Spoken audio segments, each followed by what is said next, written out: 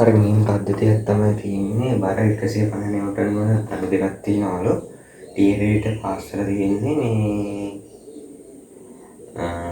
ඒතකොට එතනකින් ඉල්ලලා තියෙනවා ස්කේලර් නිව්ටන් 200ක් තියෙනවා. PQ දණ්ඩ සිරල් සමග සාධන කෝණය තීටා. ඔහොම කිව්වට ඔය කොහොම තියෙන්නේ නේ. මෙතන අපිව ටීට කියලා බොරුවක් කරලා තියෙන්නේ. මොකද ඒකට හේතු කියනවා නම් මෙතන ගුරුත්ව කේන්ද්‍රය තියෙනවා. ගාන තීරුමක් නැති වෙනවා ටීට එවුවොත් තියෙනවා.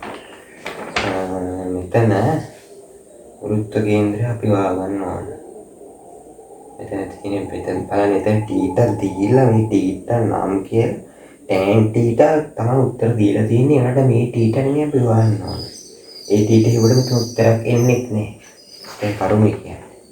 දැන් මෙතන 150 ගුරුත්ව කේන්ද්‍රය මෙතන 300ක් එනවා. මේ දෙකෙන් ගුරුත්ව කේන්ද්‍රය කියන්නේ බල දෙකක් වුණොත් තනි බලයක් දානවා නන්නේ. මේ එතන ගුරුත්ව කේන්ද්‍රයක් කියන්නේ තනි බලය 300යි. මේ බල දෙක වුණොත් මේක 1000යි. එතන මේ 200යි 300යි යා කරොත් එහෙම ආයි මේකෙන් 3ට 2 අනුපාතය දැන් මෙතන මැද තියෙනවා. මේකට පොඩ්ඩක් ලඟම ඉන්න ඕන. මෙතන වගේ තමයි ගුරුත්ව කේන්ද්‍රය සෙට් වෙන්නේ. ඊට පස්සේ මෙතන ගුරුත්ව කේන්ද්‍රය සෙට් වෙනවා මෙන්න මේ එල්ල තියෙන ලක්ෂ්‍යය ගුරුත්ව කේන්ද්‍රය යා කරන රේඛාව දිගේ තමයි සිරස්ස පිහිටන්නේ. එතකොට මෙන්න මේ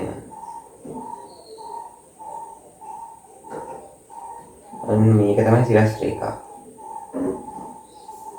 මේක තමයි සිරස් රේඛාව. දැන් අපෙන් අහන්නේ සිරස සමග සාධන කෝණය තීටා නම් මෙන්න මේ PQ දණ්ඩ සිරස සමග සාධන මේකත් එක්ක සාධන මෙන්න මේ කෝණ තමයි අහන්නේ. මේ කෝණයෙන් අපිට වැඩක් නැහැ. දැන් බැලුවොත් එහෙම මේක ඉත විකාරයිනේ. සාධන කෝණය තීටා නම් ඒක හොයන්න. මෙහෙම තීට්‍ය අවුල් වෙනවා. දණ්ඩ පොඩ අමාරුයි. මේක තියෙන මේ පැත්තට මේ කැලේට මේ බල තියෙන යටට එහෙම. එන්නේ දැන් මෙතන කූර්ණ ගන්න ගියොත් එimhe මොකද ලම්බකට නෑ. ඒ හින්දා අපි පද්ධතිය මෙහෙම ඇඳ ගන්නවා.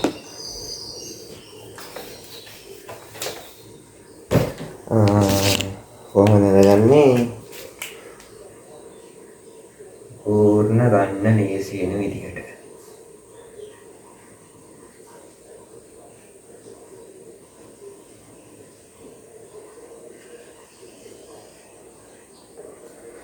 හරි. ගත්තොත් එහෙම මෙතන 150යි මේකේ බර 150යි මේකේ බර 200යි. කොහොමත් මේක දැන් හිතෙන්න පුළුවන් මේක මෙහෙම තිබිලා මෙහෙම කරා මේකේ අර 150 මේ පැත්තට එනවද කියලා. එහෙම එන්නේ නැහැ. ඒක බරක් නේ. මේක මේ පැත්තට කරාම බර ක්‍රියා කරන්නේ හැමතිස්සෙම යටට. ඒකම තමයි නේද මෙහෙම තියෙන්නේ එහෙමයි කියලා අපිට හොයන්න ඕන කෝණයක් විතරයි. කෝණයක් විතරක් හොයනකොට ඔය බල ටික මෙහෙම ලකුණු කරන්න වෙනවා. වෙන කරන්න දෙයක් නැහැ. ඒක තමයි මේ ගන්න ඉතින් third term test එක හිතන්න ඕනේ එහෙම.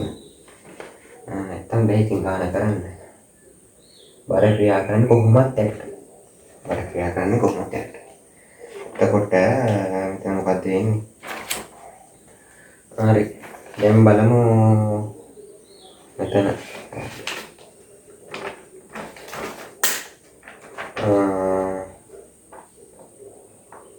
මේ දෙක නිව්ටන් මෙතන 300ක් ආවා.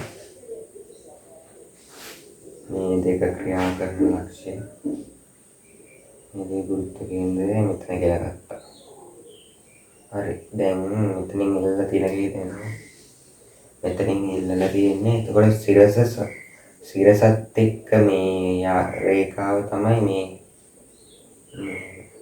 ඒක සිරස.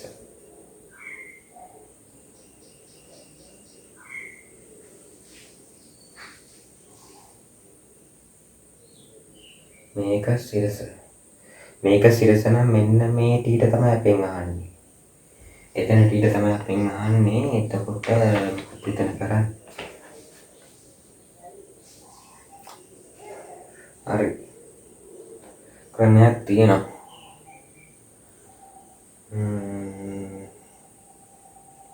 මෙහෙම අපි කරන්න ඕන මුලින්ම දැන් මෙතන ටෑන් ටීටෙක්නේ අහලා තියෙන්නේ. සම්මුඛ පාදයේ තියෙන බද්ධ පාදේ. එතකොට මෙතන හොයාගන්න ඕන මෙන්න මේ දුර හොයාගන්න ඕන. මේ දුර කියන්නේ මෙන්න මෙතන.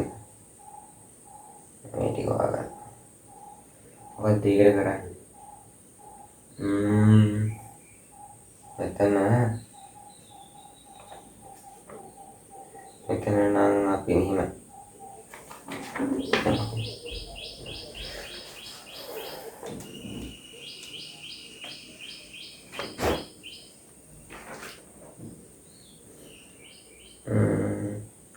මේ මුළු දිග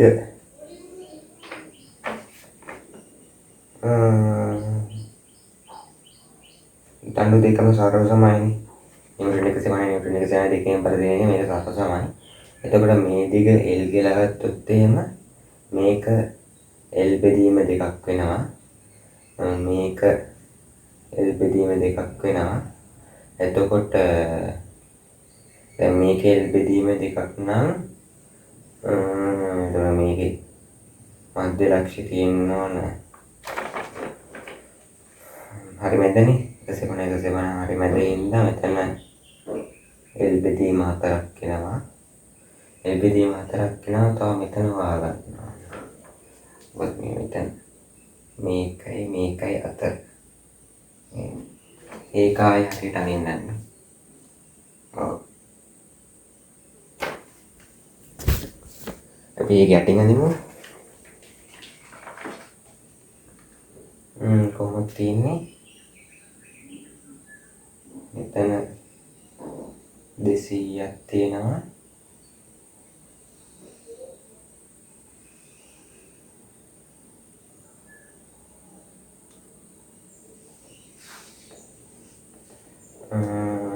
හොඳයි.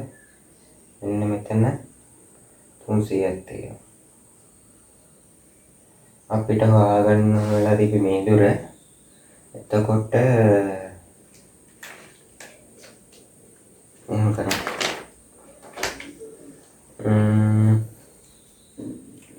වෙන කරන්න දෙයක් නැහැ. දැන් මේ බලය අපිට බලයේ ක්‍රියා රේඛාවේ ඕනම තැනක ලකුණු ගන්න පුළුවන්. එතකොට මෙන්න මෙතනින් 300 අපි දෙකම එක තැනකට ගමු. මෙහෙමනේ. මොකද හිතන්න එපා. 300 200 මෙහෙම අරගෙන තිබ්බොත් එහෙම මෙන්න මෙතන 300යි මෙතන 200යි එහෙම ගත්තොත් එහෙම අපි මෙතන මේක මොකක්ද 300 ළඟුණ කියලා කරන්නේ. එතකොට මෙන්න මේ දුර එනවා. මෙතන මේ දෙක මෙහෙම තිබ්බොත් එහෙම එන දුර මෙහෙම තියෙනවා.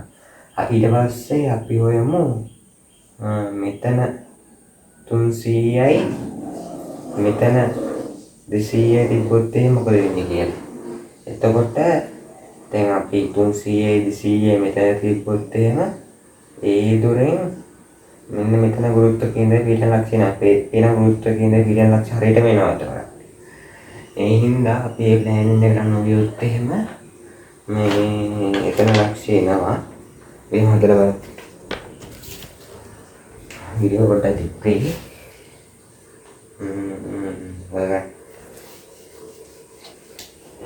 හරි 300 200 තිබ්බොත් එහෙම කොට කරනවා. හරි 300 තිබ්බට පස්සේ මේක ලොකු L නම් මේක L බෙදීම දෙකනේ. මේකයි ඒක අතර L බෙදීම දෙකයි. මේ දුර x කියලා ගමු. මේක x නම් මෙතන ගුරුත්ව කේන්ද්‍රය නම් මේක L බෙදීම 2 ඍණ x. හරිනේ. එතකොට මෙන්න මේක යටතේ මේ පැත්තට ගෝරණය ගත්තා. 300 වතාවක් x සමානයි 200 වතාවක් L බෙදීම 2 ඍණ x කියලා ගත්තා. අපි L නම් එහෙම තියාගමු. එතකොට 0.2 කැපුණා.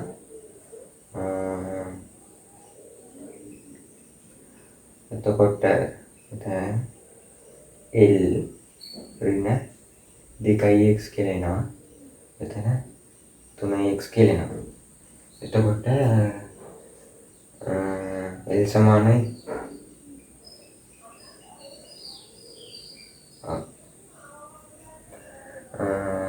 5x සමානයි L කියනවා. x සමානයි L බෙදීම 5 කියලා එනවා. එතකොට මෙතන දුර වෙන්නේ අපි ඒක ලියාගමු. මෙතන දුර වෙන්නේ L බෙදීම 5යි. අපි එතන දුර හොයාගත්තා. දැන් මේක මකලා අනිත් එක හොයනවා. තේරුණා නැත්නම් වීඩියෝ පිටිපස්සට කියලා බලන්න. එතකොට මෙන්න මේක මෙහෙම තිබ්බොත් කියලා අපි හිතලා අපි ඒක හොයනවා. මෙහෙම මෙතන 300යි මෙතන 200යි තිබ්බොත්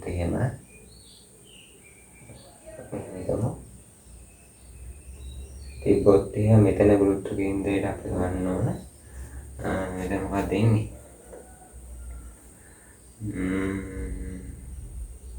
ඔව්. මෙතන දුර අපිට ඕනනේ. මේකයි අතර. හරිනේ. දැන් මෙතන L බෙදීම දෙකක් ආවා. මෙන්න මේ මුළු දුර L බෙදීම දෙකක් ආවා.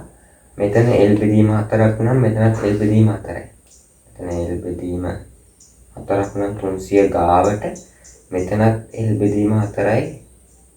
L බෙදීම 4යි. එහෙම ගන්න පුළුවන්. ඔව් ඒක නෑ කරන්නේ.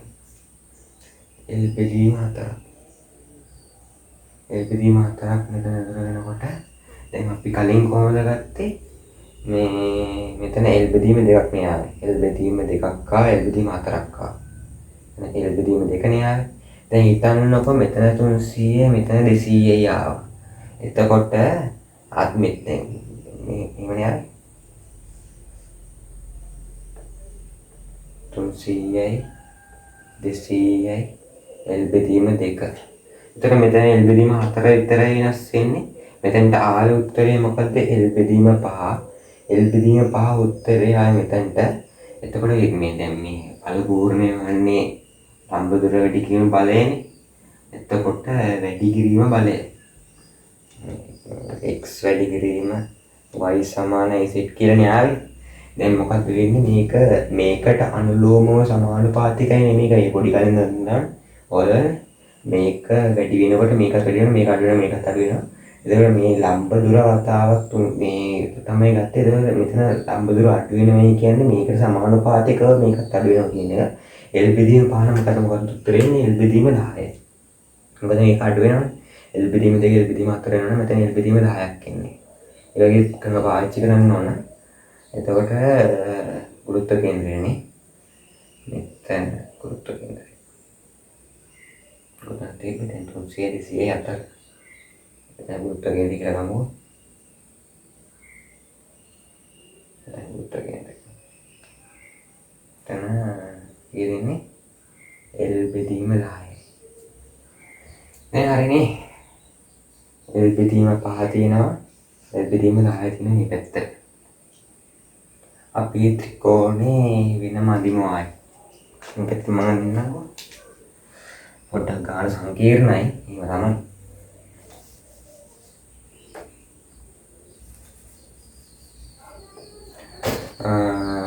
අපි ආයේ ත්‍රිකෝණෙම ඇදලා අපි කෝණේ ගන්න දැන් විතරෙන් දැන් තියෙන්නේ.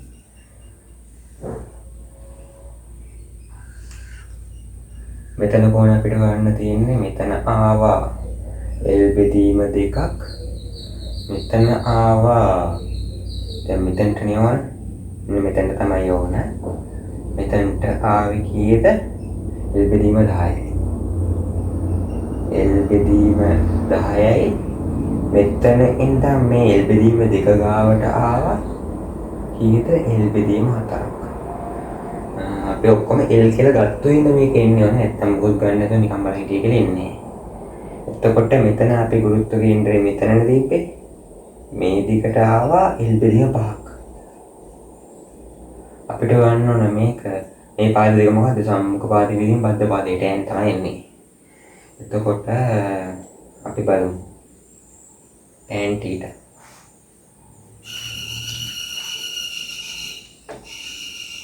θ සමානයි L බෙදීම 5 බෙදීම L බෙදීම 10 ධන L බෙදීම 4 ධන L බෙදීම 2. එතකොට මෙතන එන L බෙදීම 5ක් මෙතන එන පොදු හරි 20ක් ගත්තම 2යි L ධන 5යි L ධන 10යි L 10 5 15 2 17යි L බෙදීම 5 බෙදීම 17යි L බෙදීම 20 පස්වරක් 1 5යි පස්වරක් 4 20යි මේ පැත්තට යනවා